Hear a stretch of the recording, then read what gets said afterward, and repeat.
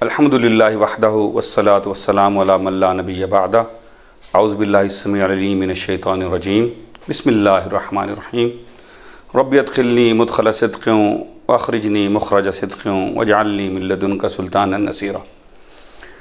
आज की इस गुफ्तगू में हम जो बातचीत करना चाह रहे हैं वो हमारी आज के ज़माने की सो टू स्पीक डिजिटल एज की मॉडर्न वर्ल्ड की सबसे बड़ी जो कबाहत है उसके बारे में गुफ्तगू है।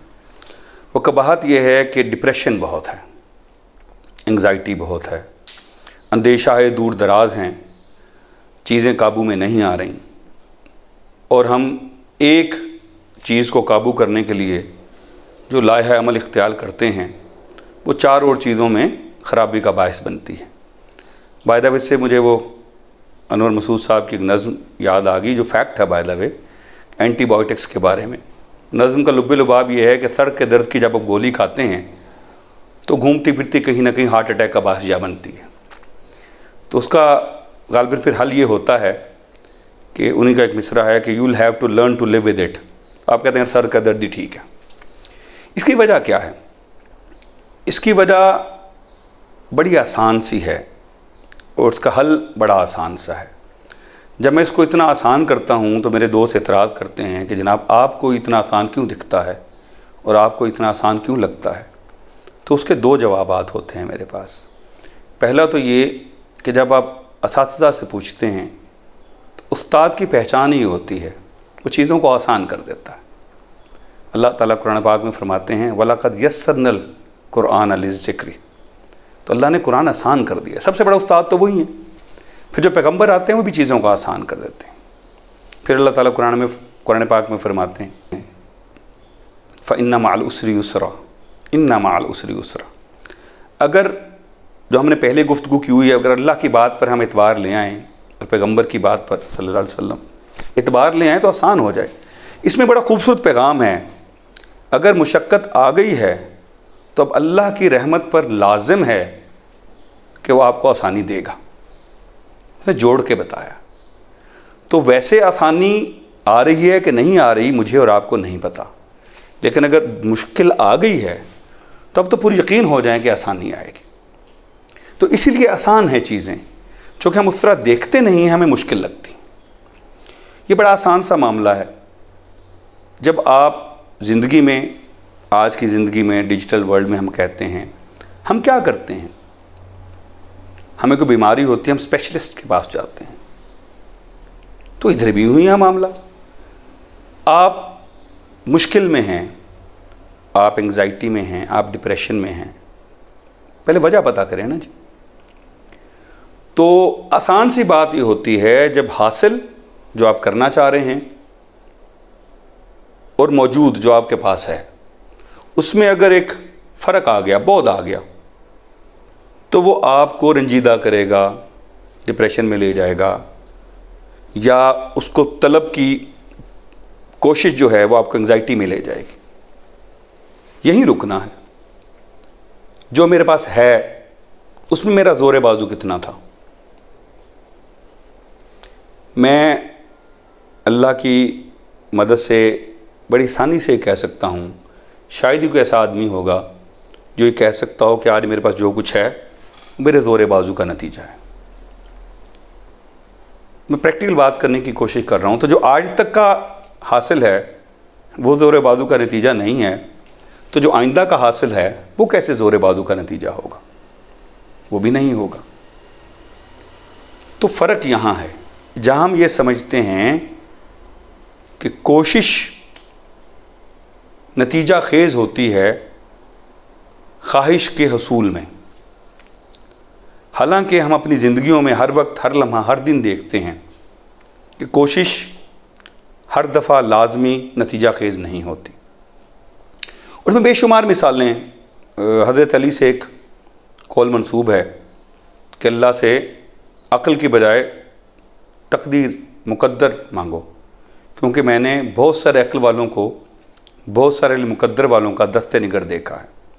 हम अपनी ज़िंदगियों में भी देख लें, ऑल ऑफ सडन एक आदमी कहीं से उठता है और कहीं से कहीं जा पहुंचता है, और ऑल ऑफ सडन एक आदमी कहीं से गिरता है और कहीं से कहीं जा पहुंचता है।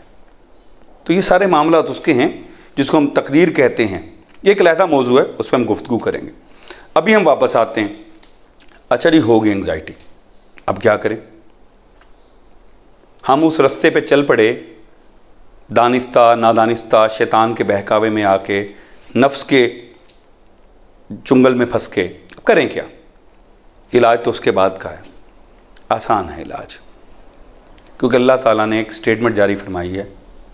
फरमाया इन्ना औलिया अल्लाह ला खौफुन अलैहिम वला हुम यहज़नून। अल्लाह के जो दोस्त हैं उनको ना खौफ होगा ना हुज़न होगा।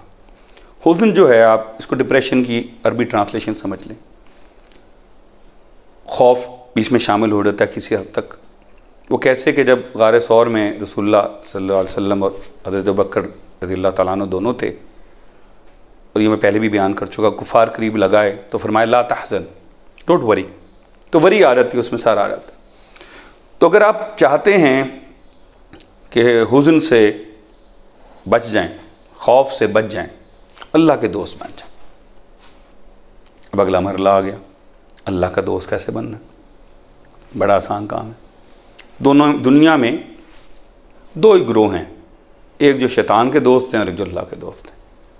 तो यहाँ वही टेक्निकल मामला चलेगा जो अल्लाह के कलमे में है, ला इलाहा इल्लल्लाह, there is no god but Allah. तो यहाँ भी वही चलेगा, if you are not friends of Shaitan then you friends of Allah. तो कोई बहुत लंबा चौड़ा सबक नहीं है, लंबा चौड़ा रास्ता नहीं है। ये इंटरप्रिटेशन मेरी अपनी है उसी तरह, क्योंकि अल्लाह ने फरमाया है कि शैतान के दोस्त हैं और मेरे दोस्त हैं।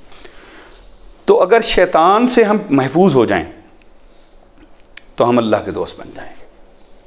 शैतान से क्यों महफूज होना है जी? क्योंकि अल्लाह ताला ने फरमाया है कि वो तुम्हारा दुश्मन है। एक और जगह फरमाया वो तुम्हें देखता है जहाँ से तुम उसे नहीं देखते, और उसने बाकायदा चैलेंज करके अल्लाह से मोहलत ली हुई हमें बहकाने की। अब जिस तरह मैं हमेशा कहता हूँ, कॉल टू एक्शन क्या है? दो कॉल टू एक्शन है। पहला, अल्लाह ने इबादत फरमाई हैं, इबादत अता फरमाई हैं। हमें गलत फहमी ये हो जाती है कुछ मकामात पर कि शायद वो इबादत जो हैं जब हम करते हैं तो हम शायद बहुत बड़ा को कारनामा सर अंजाम देते हैं जिससे अल्लाह ताला को हमारा ममनून एहसान होना चाहिए। हालांकि बिल्कुल उलट है।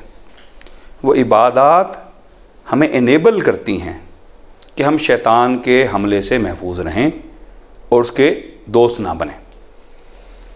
ये इनेबलमेंट का लफ्ज़ जो है, ये आजकल की मॉडर्न HR का लफ्ज़ है, इनेबल करती हैं। तो मिसाल के तौर पर, ये मेरी अपनी इंटरप्रिटेशन है, रमज़ान जो है, रमज़ान में हम क्या करते हैं? अभी गुज़रा रमज़ान में हम एक महीना उन तमाम चीज़ों से जो जायज़ हैं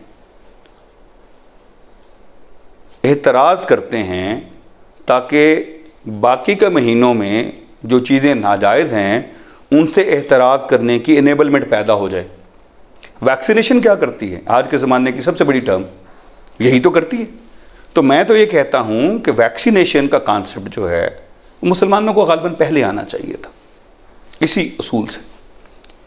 तो इबादत बेसिकली वैक्सीनेशंस हैं, एंटीबायोटिक्स हैं जो हमारे अंदर वो इम्यूनिटी पैदा करती हैं शैतान की शहवात के, उसके इग़वा के, उसकी जो चालाकियाँ हैं उनसे बचने की।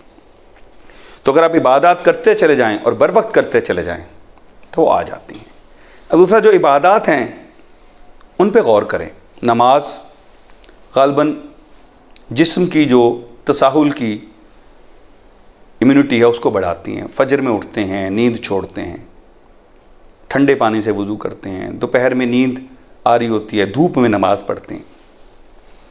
रोज़ा नेक्स्ट लेवल पे चला जाता है। भूख, प्यास, ज़कात, माल, बहुत अजीज़ है बंदे को माल, जिहाद, जान, किताल जो है, हज, सब इकट्ठा हो गया।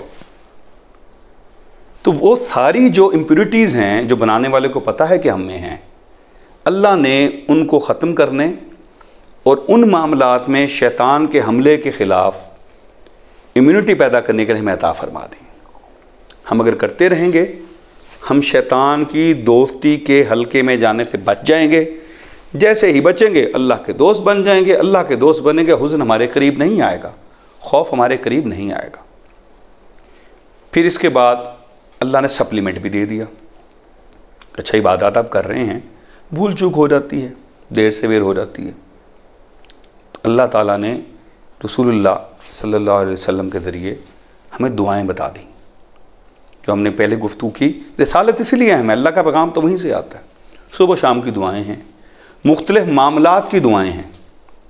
क्या खूबसूरत दुआएं हैं। और ला इलाहा इल्ला अंता सुब्हानका इन्नी कुन्तु मिनज़ ज़ालिमीन, you are the only one, मैंने अपने पे जुल्म कर लिया, तेरे अलावा कौन माफ़ करेगा, माफ़ कर दे, वो कर देता है।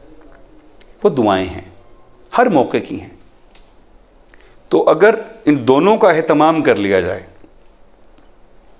पहली डोज और दूसरी डोज समझ लें इनको, दोनों का एहतमाम कर लिया जाए, इबादत इस नीयत के साथ और इस मकसद के साथ की जाएं कि ऐ अल्लाह, इन इबादत के ज़रिए जो तूने मुझे अता फरमाई, मुझे शैतान से महफूज रख ताकि मैं तेरा वली बन जाऊं। और दुआएं भी इसी नीयत के साथ की जाएं कि ऐ अल्लाह, जो कमी बेशी उधर रह गई वो इधर से पूरी कर दे, जो इधर से रह गई वो उधर से पूरी कर दे। करने वाला, देने वाला तो तू ही है। जब ये कॉम्बिनेशन चलता है तो शैतान के हमले कमज़ोर पड़ जाते हैं। इस कॉम्बिनेशन के साथ जो खूबी पैदा होती है, पूरा एक मौजू है, इंशाल्लाह हम इस पर बात करेंगे, वो थी इखलास। क्योंकि अल्लाह ने फरमा दिया, शैतान एक इंसानों के ग्रोह को नहीं घेर सकेगा इल्ला इबादल्लाहिल मुखलिसीन, अल्लाह के मुखलिस बंदे। तो कॉल टू एक्शन ये है, इबादत को अल्लाह की मेहरबानी समझें और जिस तरह दवा खाई जाती है रेगुलर, उस तरह खाएँ। अल्लाह ने जो दुआएं दी हैं उनको अपनी ज़िंदगी का हिस्सा बनाएं। शैतान से महफूज रहेंगे तो इंशाअल्लाह अल्लाह के वली बनेंगे और खौफ और हुज़्न से महफूज रहेंगे। वमा अलैना इल्लल बलागुल मुबीन।